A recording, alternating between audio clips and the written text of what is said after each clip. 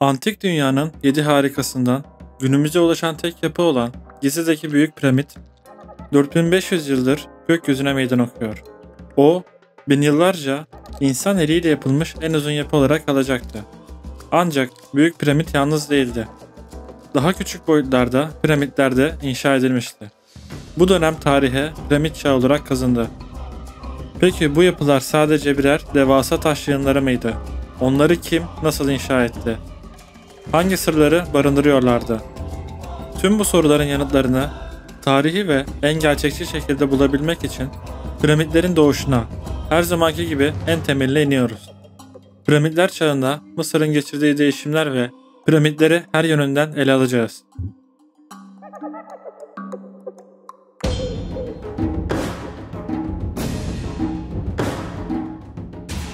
Mısır'ın 3. hanedanlığının kurucusu M.Ö. 2670 yıllarında hüküm süren Firavun Zoser'dir.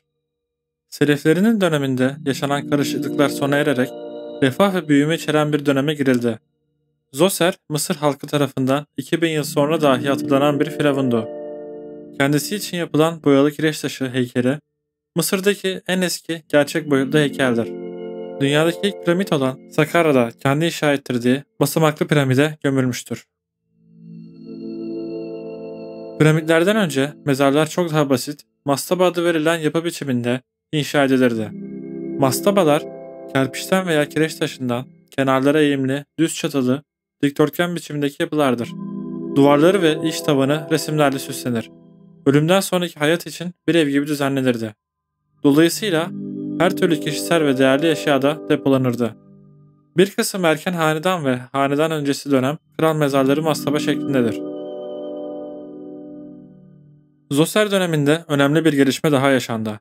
Mastabalar piramitlere evrildi. Mastaba üstüne her bir öncekinden daha küçük 6 mastaba üst üste inşa edilerek basamaklı piramit inşa edildi.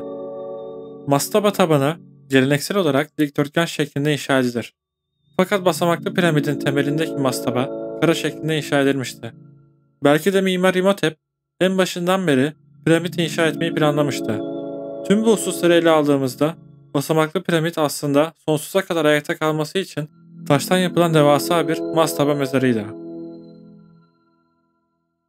M.Ö. 2660 yıllarında inşa edilen Zoser basamaklı piramidi dünyanın ilk piramididir. Ayrıca Mısır'daki en eski devasa taş yapıdır. Basamaklı piramit esasında avlular, türbeler ve rahipler için kalacak yerlerden oluşan Hierakonpolis şehrinden daha geniş alan kaplayan bir komplekstir. Piramit 62 metre yüksekliğindedir. Dışı günümüze ulaşmayan beyaz kireç taşı kaplıydı. Tüm kompleks ise 40 dönüm alan kaplamaktadır. Bu alanın etrafı ise duvar ve hendekle çevrilidir. Duvarlara istenmeyen misafirleri caydırmak için bir gerçek 13 sahte kapı inşa edilmişti. Komplekse girmesi istenen misafire hangi kapıyı kullanması gerektiği söylenmesi yeterliydi. Zoser'in bedeninin dinlenmeye bırakıldığı mezar odaları hırsızları caydırmak, kralın bedenini ve mezar eşyalarını korumak için labirent tüneller ile piramidin tabanının altında kazılmıştı. Bu tünellerin toplam uzunluğu 6 kilometredir. Zoser'in mezar odası granitten oyulmuştur. Oraya ulaşmak için daha önceki kralların isimlerinin yazılı olduğu 40 binden fazla taş kapla dolu koridorlarda dolaşmak gerekiyordu. Bu kadar kap neden vardı bilemiyoruz. Belki de mezara giden yolu saklamak amacıyla, belki de sadece ritüel amaçlarla oradalardı. Ya da kendinden önceki mezarları restore ettirip bu kapları kurtarma amacıyla mühürlemişlerdi. Fakat tüm önlemlere rağmen antik mezar yağmacıları içeri girmeyi başardı. Zoser'in mumyası ile değerli eşyaları çalınmıştı. Piramidin mimarı aynı zamanda Zoser'in veziri olan İmhotep'ti. İmhotep ölümünden sonraki 3000 yıl içinde yavaş yavaş yüceltilerek tanrılaştırıldı. Firavun ailesinin soyu dışından bunu başarabilen kişi sayısı çok azdır. Bu da İmhotep'in gücünü ortaya koyuyor. İmhotep çok yetenekli bir devlet adamıdır. Birçok ünvanı vardır. Fakat mastabaları, piramitleri çevirerek etkileyici bir anıt yapma fikri gerçekten büyüleyicidir. Onun izlerini takip edenler İmhotep'in fikrini daha da geliştirerek bir yarış içine girdiler ve o günden günümüze insanları büyülediler. Diğer devlet organizasyonlarının yanında bir de piramitler gibi mega yapıların inşasına girişmek, devlet mekanizmasına çok ekstra yük yüklüyordu. Bu sorun şu şekilde aşıldı. Devlet organizasyonları kısım kısım bölünerek görevlere ayrıldı. Bu görevlere genelde Firavun ailesine mensup olan kişiler atandı. Fakat yer yer hanedan mensubu olmayan liyakat sahibi kişiler de atanmıştır. Bu vezirler Firavun'dan sonra en güçlü yetkilerle donatılmıştı. Bu sessiz büyük bir devrimdi. Bundan sonra Mısır yetenekli Firavunlar kadar yetenekli yöneticiler elinde de yükselecekti. Firavun ve onun soyundan olmayan Mecdi'nin mezarına basit bir ambara yazmanlığından Nil Deltası bölgesinde yöneticilik makamına nasıl yükseldiğinin hikayesi yazılmıştır. Bu ilk kapsamlı otobiyografik metindir. İlk piramidin mimarı İmhotep'in ünü zaten ortada. Firavun Zoser'den sonra başa M.Ö. 2648 yıllarında Sekembet geçti. Bu da bir basamaklı piramit inşa ettiriyordu.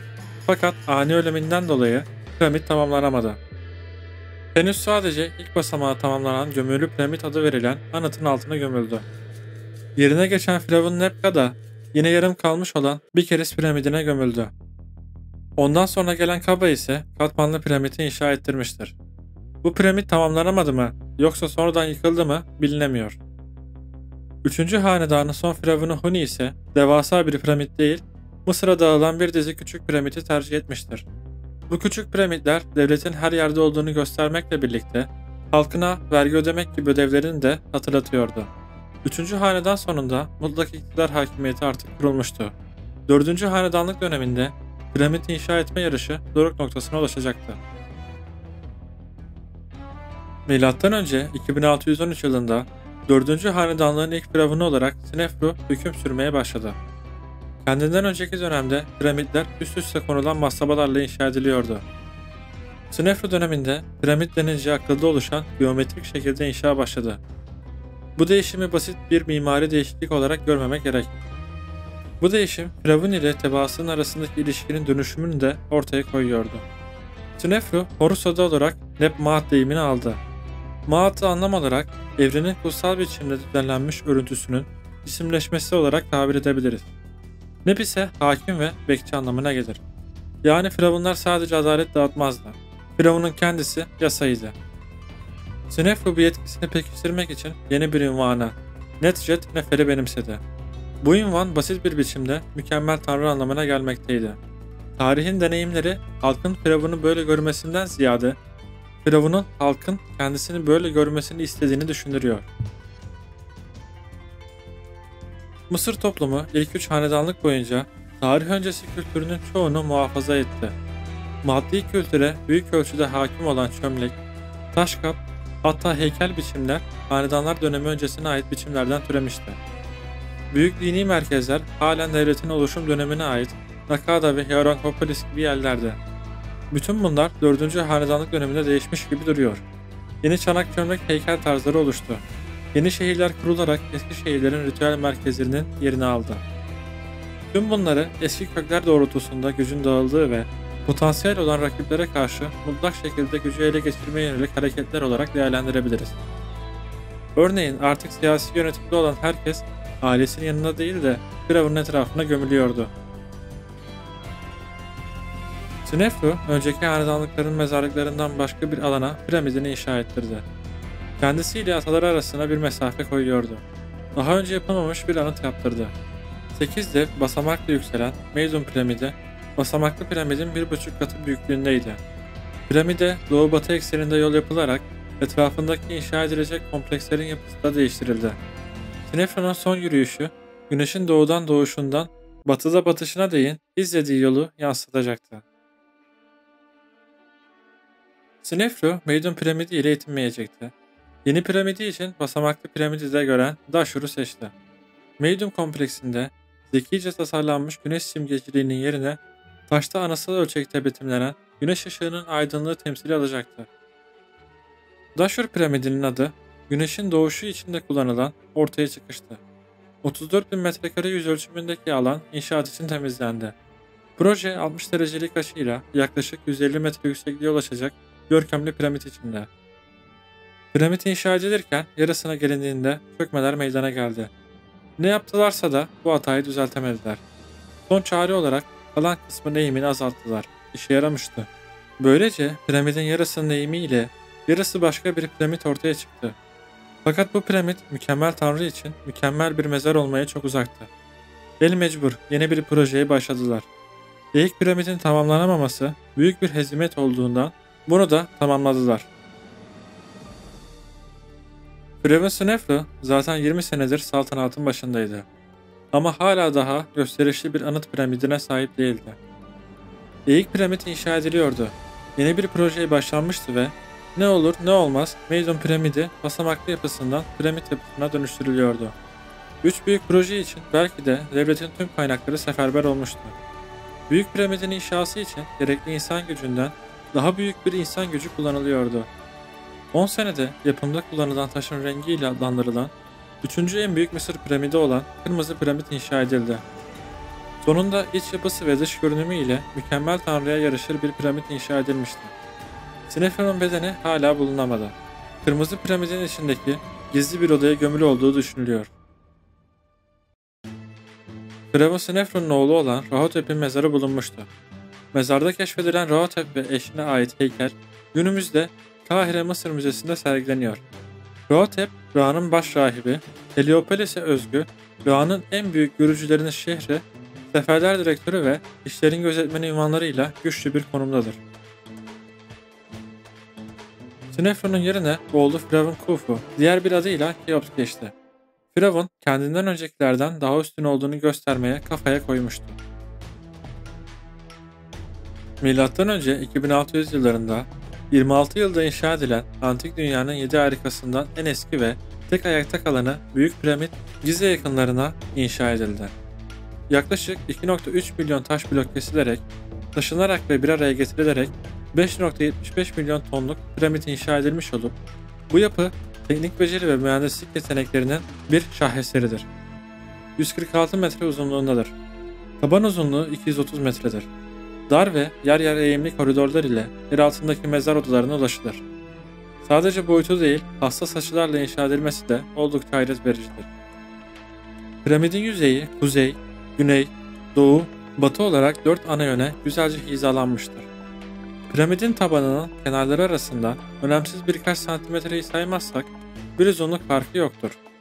Piramidin yüksekliği ile taban çevresi arasındaki oran pi sayısına çok yakındır. Günümüzde dahi bu oranları tutturabilmek çok zordur. Mezar odasından çıkan ve dış yüzeye ulaşmadan sonlanan bacalar vardı. Bu bacalar Sirius, Orion gibi yıldızları simgelerdi. Mısırlılar gök biliminde oldukça ilerideydiler. Gökyüzünde batmayan ve parlak olan bu yıldızlar, piramit ile Firavun'un mutluluğu için yeryüzü ile gökyüzü birleşimini temsil ediyordu. Piramidin iç kısmı tamamlandıktan sonra dış yüzeyin tamamı beyaz kireç taşı ile kaplanarak ışıl ışıl parlaması ve bulunduğu yerden kilometrelerce ötede her yönden rahatlıkla görülebilmesi sağlanmıştır. Peki ya piramitleri inşa etmenin motivasyonu nedir? Bu denli büyük ve masraflı projelere neden girişildi? Bunun tek bir cevabı yoktur. Buyurun teorileri inceleyelim.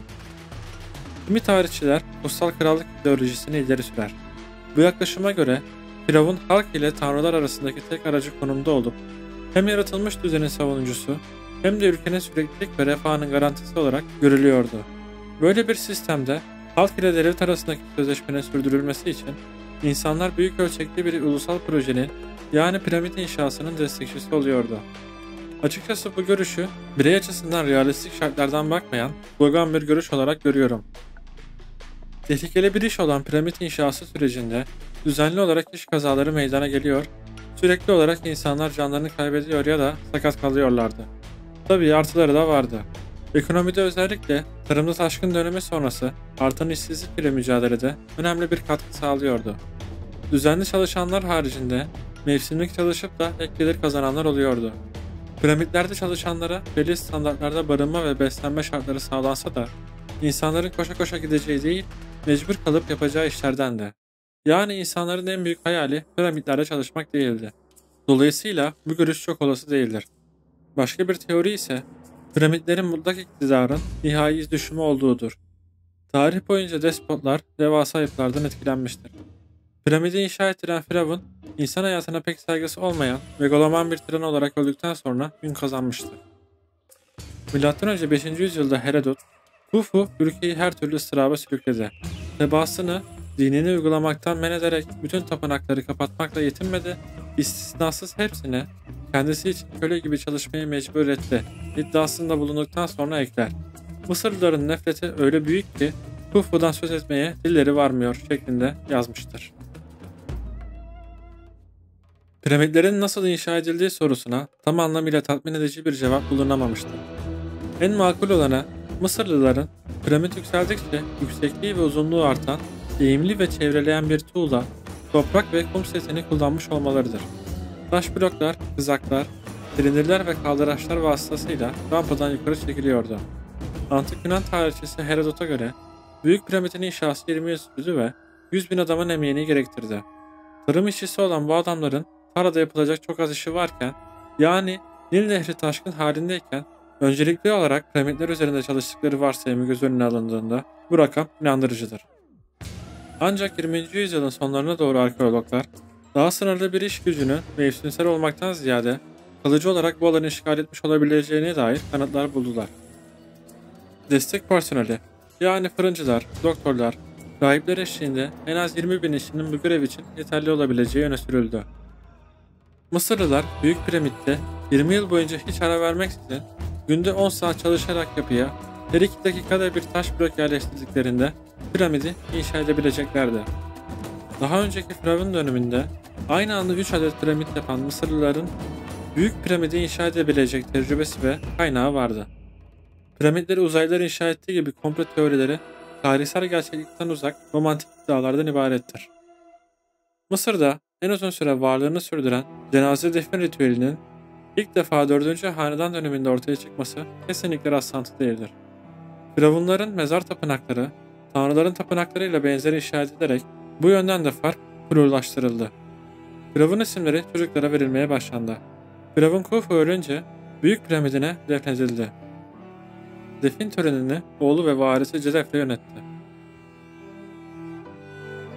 Büyük Memphis nekropolünün en kuzeyinde bugün harap halde olan daha küçük bir piramit inşa eden yani Firavun Cedefre, babasının büyük anıtlar tutkusunu miras almış gibi görünmüyor. Gerçekçi olursak zaten Büyük Piramit ile rekabet etme şansı da yoktu. Piramit için seçtiği yer Güneş Tanrısı Ra'nın kült merkezine bakmaktadır. Yani Firavun Güneş Tanrısından çok etkileniyordu. Kendisi görkemli bir piramit ile babası gibi tanrı olarak eşleştirmese de kendisine Ra'nın oğlu ismini seçerek simgelerle bu eşleştirmeyi yapmıştı. Bu durum göksel şahin tanrı olan Horus'un üstünlüğünü kabul eden daha önceki gelenekten kesin bir kopuştu. Ra kültü kraliyetin korunması altında ülkenin en güçlü kültü haline geldi ve Güneş Tanrısı Mısır tanrıları arasında dokunulmaz konumuna yükseldi. Cedefre öldükten sonra başa küçük kardeş Kefren geçti. Babasının inşa ettirdiği büyük piramidin yanına 136 metre uzunluğunda ondan sonraki en büyük ikinci piramidi inşa ettirdi. Kefren piramidi bir tepeye inşa ettirerek akıllıca davranmıştı. İnşa ettirdiği piramit büyük piramit kadar uzun olmasa da ondan daha yüksek görünüyordu. Kefren, Memphis nekropolüne gövdesi aslan, yüzü kendi yüzü şeklinde antik dünyadan günümüze ulaşan en büyük heykel olan gizemli Sphinx heykelini yaptırdı. Heykel piramitlere oldukça yakındır. Yüzü gün doğumuna bakmaktadır. İkonik bir eserdir. 3 nesil boyunca insan, malzeme ve yönetim kaynağına devasa yatırımların yapılması Mısır'ı dönüştürdüyse de devlet bütçesine taşınamaz bir yük bindirmiştir. Kefren'in ardılı Mykerinos, Gize'de piramit inşa ettiren son firavun oldu. Yüksekliği ancak 66 metreye ulaşan ve Büyük Piramidin onda biri kadar büyüklükte olan bu piramit çok daha küçük ölçekteydi. Gize'deki 3 piramidin en küçüğüdür. Günümüzde dahi hayranlıkla baktığımız bu gösterişli piramitlerin devri bitmiş olsa da insanlar üzerinde uyandırdığı hayranlık duygusunun etkisi hiçbir zaman bitmedi. Sonraki firavunlar bu anıtlarla yarışamadı. Fakat güçlerini göstermek için yeni yollar bulacaklardı. Büyük Piramit muhtemelen antik dünyanın en hırslı inşaat projesiydi. Fakat ironiktir ki piramidin yaratıcısı ve hırslı bir tiran olan Firavun Khufu'nun günümüzde ulaşan sadece küçük bir heykeli vardı. Tarih Firavun'a cezayı kesmişti. Her sabahın bir de akşamı vardır. Işıltılı piramitler dönemi sonrası işler Mısır için iyi gitmeyecekti.